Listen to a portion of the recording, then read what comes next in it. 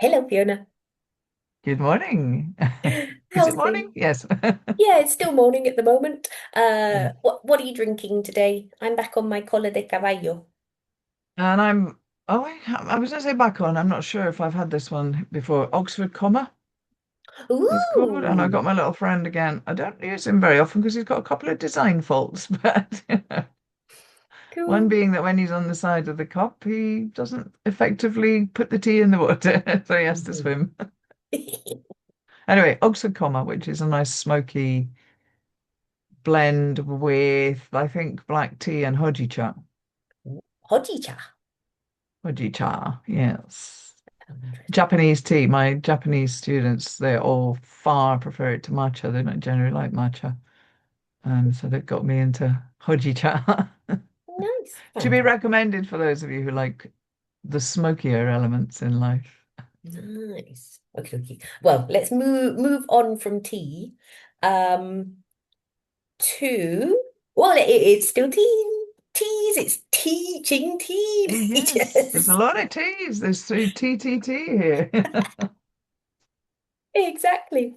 Cool. So, I mean, we thought that we've mentioned the book a couple of times. We've talked about some of the activities that we like, but we thought we'd kind of mention another couple of activities and potentially as well kind of thanking people from whom we first learned these activities as well. So what I did is when I got the book, I kind of went through and looked through all the activities, and it was a nice trip down memory lane to kind of remember who I first Yeah, heard about an activity from. So, for example, I've got thanks, Matt, from right. my first year in San Fernando for introducing me to the bomb game, which became the tornado game in the book. Uh, Summer school to thank for change chairs if and not actually teachers, but my favorite one of my favorite films ever, Bill and Ted for You've Sunk My Battleship. Oh, I just saw that one flicking through earlier. I haven't marked my pages, but I do know that the me grids that are in here. I first heard about them from Tyson Seabolt. Um, you know the way how ideas grow, so maybe they're not the first person who perceived these ideas or put them out into the ELT world, but we pick up ideas and we pass them on, and I think that's a really good thing that happens in our community. Yeah, yeah. Um, yeah, so Tyson is where I got the me grids from, and again, slightly adapted them. I think that's another thing we all do, typical teachers, we adapt things. And then Javier Avila from Cordoba, he is behind. Well, he is the first person I heard talking about visualization, and there's a whole section on visualization. And I've used from that sort of tiny nugget that he gave me to start with, I've sort of gone in all kinds of directions with it over the years. Um, and so yeah, all credit goes to him for the that initial seed that got planted. Excellent. Well, I mean, we've already talked about visualization a couple of times, and I'm sure we'll come Mm. back to it today. So, what about these me grids? What's the idea behind them, and how can teachers use them in the classroom? The meat grids started, I don't think Tyson called them that. It started from a chat I had with him during the pandemic when we were saying, what do you do when the people are like coming into the chat room, not the chat room, the Zoom room at the beginning of the session and not everybody's there. And do you sit with your cameras off or what do you do? And he said he often put a grid on the screen, pardon me, of vocabulary that they'd done. And then you can use the kind of, I'm going to call it the stamper Yeah. option to like stamp a blue heart or something on the words that you remember, the words you don't remember. So he got that, he had that as a, not even a warm up, a sort of a welcome to the room Hmm. thing while his students were coming in. And yeah, so it was like they would stamp on it Hmm. the words they remembered or whatever. And so I started to slightly adapt that when I went back to the classroom and I printed out the grids and I put them in little plastic wallets, stuck them by the door, and then the students could come in and stickers or use marker pens to scribble on it. And but then slightly expanding on the tasks, we say. So it wasn't just the ones you remember and the ones you don't remember. You can use it before an activity. Here are some words. Which ones do you know? Which ones can you guess? And which ones do you have no idea about? And again, they can Mhm. use three colors and they can peer teach. Teacher can go around and see which ones, nobody knows. And then it's a checking activity afterwards.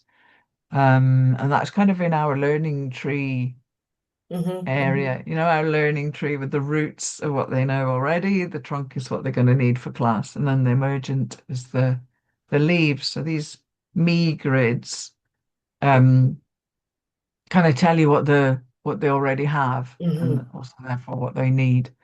And then another version you can have is if you've been doing emotions, for example, or any kind of vocabulary, you create a grid. Let's say it's got 16 boxes, so table in Word will do. And you put in 16 emotions, or could be 16 kinds of food, or anything, mix of vocab. And you just have to stamp the ones or circle the ones that somehow connect to them. So back in the day, it used to be two columns. You would put things in two columns, me, not me. I think I put that in Dive In, in fact, in the course. But this is just a slightly more, I don't know, it's just going through the boxes and it's a little bit more in tune with the hippocampus stuff about creating a map. Mhm. Because if it's two lists, it's really just, zing, zing. Whereas when the visual, as a visual stimulus, the grid is more effective. And then afterwards, when you're thinking about it, you kind of go, oh, yeah, what was the word that was in the top left corner? What was Mm. the word that was? So it reinforces that as well. It's been very effective. So yeah, can use it for loads of stuff, basically. Awesome. Thank you, Dyson.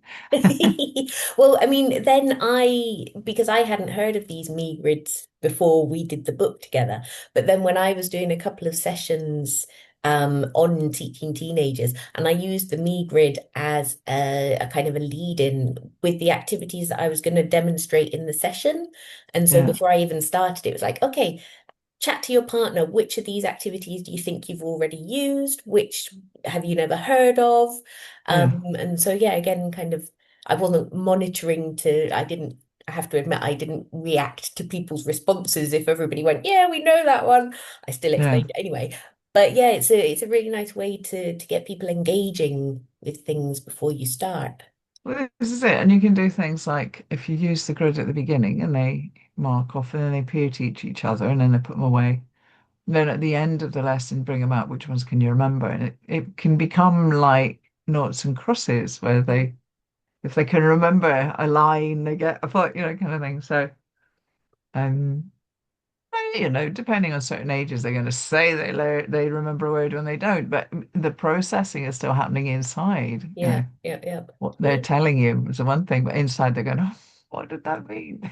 So there's that extra effort going on, and it's very simple to do. Mm, mm. You just create a table in Word or in PowerPoint if you're doing for slides or whatever, and then drop your vocabulary in, center them, and that's it. I often switch mine to pale green. I don't know why. I just have a thing about color. Surprise, surprise. Look behind me. Awesome. But yeah, but no, I also use color because it sticks in the memory better. Hmm. Hmm. But yeah, it's in here. I couldn't immediately find the page. I doubt, but I could look in the index. Yes. But there's Uh, lots of uses for it. That's the main thing. yeah. Me grids, page 132. There you go. And it kind of so it's kind of similar to the vocabulary battleships on page 67, Mm, which is so you could use your me grids like you say at the end of yeah. a lesson as well. And so and so this is an activity I have no idea where it came from, but again, you have kind of your grid of vocabulary. Students draw little battleships on four of the words, or three Hmm. of the words, depending how many you've got. And then I I tend to do it that they define the word, or that no, so their partner defines the word, Yeah. And they say, for example, oh, are you talking about jewellery? Yes. Ah, ship. Yep, you've sunk my Right. battleship. Okay. Yeah. Yeah. I mean, because to be honest, we've talked about this before as well. Like, neither of us are really fans of vocabulary on its own, Yeah, exactly. like not just a list of words Yeah, or, disembodied, as it were. yeah, Yeah, exactly. decontextualized. Yeah. But I think, Yeah. sometimes for little review activities. Well, this is it. Yeah. I mean, you maybe the initial input's going to come from a text or a conversation or emergent language in particular, certainly in my case. But it's the reviewing stage that needs a bit of sort of digging into, reminding. Mhm. It can be anything. It can be, I can't remember if we've mentioned this before, and this is going to not come from the book, but it'll be the next book. A variation on 6-second doodles, where they have to draw 10 things in 1 minute, and then the partner has to guess what they've been drawing. And you can do that with topic related vocab. So if you've been doing fruit or animals or something, Mhm. um, you give them a little list. Each pair, the A's have got one little list of 10 or 8, whatever, and the other B's have got their other little list, and then they have 1 minute to draw as many as they can, and then the pairs together are trying to work out, what is that? Is that a giraffe? It's not a giraffe, it's a zebra, clearly, whatever. Yeah. Yeah. Um, so yeah, it's the reinforcing, the reminding, the Mhm. reviewing activity. Talking about like not using disembodied vocabulary, a similar game that came from a board game or kind of a party game called Tension, where you have a card with 10 items on and the topic.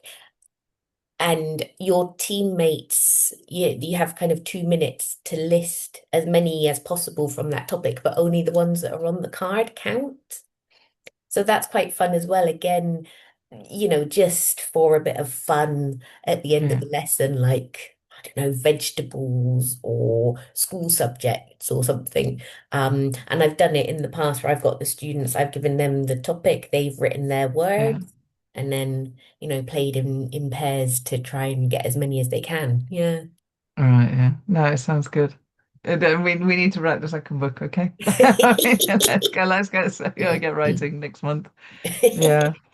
I've Yeah. got a bookmark in my copy and I was looking to see why have I marked it, even in my own copy, it's to get ideas for classroom and it's in the smells like.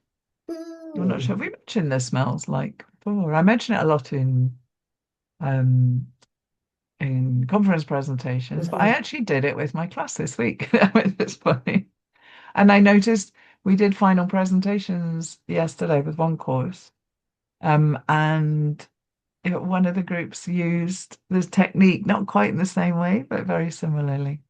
Because I told them in class about the fact that you can trigger senses without actually doing the things. You can imagine, like, if I say, can you feel velvet? Or can you Mm. imagine the feel of corduroy right now? Or sand on your fingers? Your memory will bring that sensation to your mind. But with smells like it's similar. So we did it this week with class where I said, well, I went with rice. So I said, everybody close your eyes and then imagine the smell of rice cooking. Mm. And then open your eyes and write down 4 words. One has to be an adjective, one has to be a place, one has to be a person, and the fourth can be what you want. Mhm. So they all went, oh. I wrote it down. And then we did, what was the next one? I think we did coffee. They weren't all clear on coffee. So obviously you have to adapt the smells to your students. Oh no, we did swimming pool. I often use swimming pool with students because Yeah, it's quite a pretty much strong. everybody. Yeah, Yeah. yeah.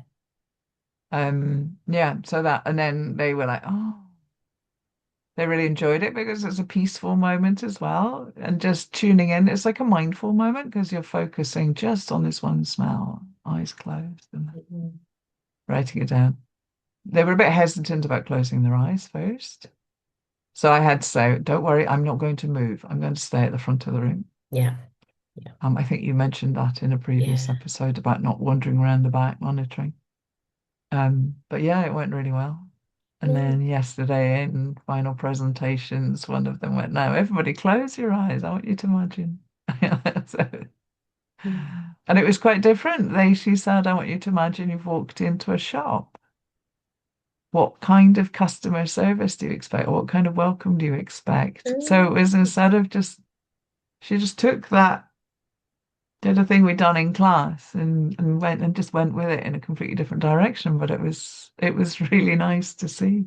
Nice, nice. Because Yeah. I've done that walking into a shop visualization.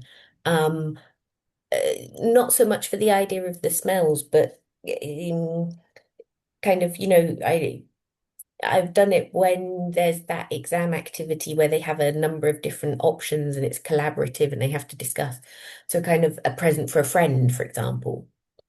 And so first of all, I say, okay, so imagine you're going shopping, close your eyes, you walk into the shop, what can you see around you? Is it bright? Is it dark? Are there lots of people? And then they're kind of walking around the shop and feeling the different things. And then they choose one item that they're going to buy and then open up their eyes, tell their partner about what they bought, and then we put the list of all the things they chose on the board, and then they choose maybe six, Hmm. and then we do this collaborative task. But then you can do it so kind of um, you've got to choose a present for your grandmother, or you've got to choose a present for your boss, or you've got to choose a present for your teacher, and then so Your then teacher, yeah. yeah, they can do the same task a number of times, Yeah. like with a different person in mind. Yeah.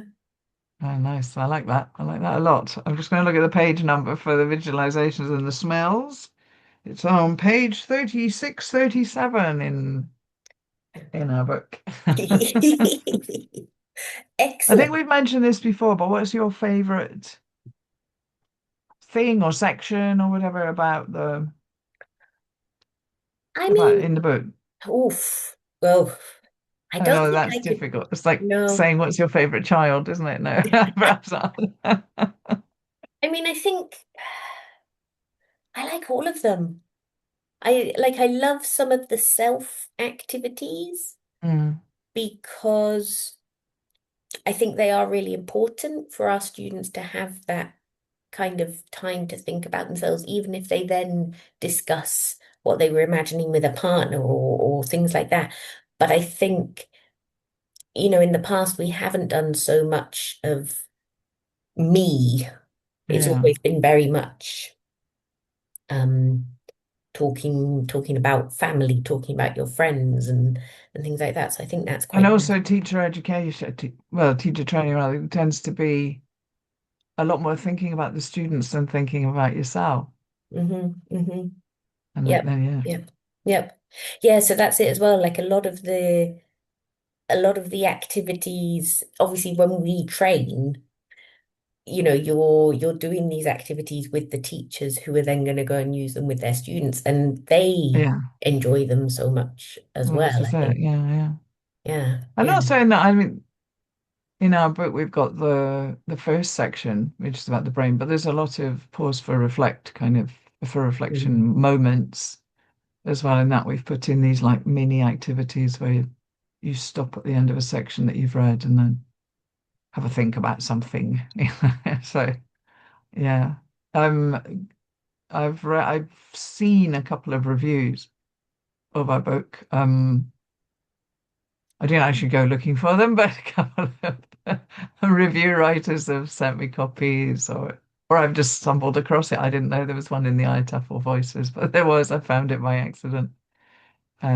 And I think the reviews from what I've seen seem to agree with us that they like the first part and they like the reflective bits, and then of course the activities. But Mhm. um, yeah, pretty much all books are going to have classroom activities in it. But the first section and the third section seem to get strong reviews, which I'm pleased about. Yeah, yeah, Yeah. yeah. I It's think. kind of it's like a tiramisu book in that it's got it's Got got layers.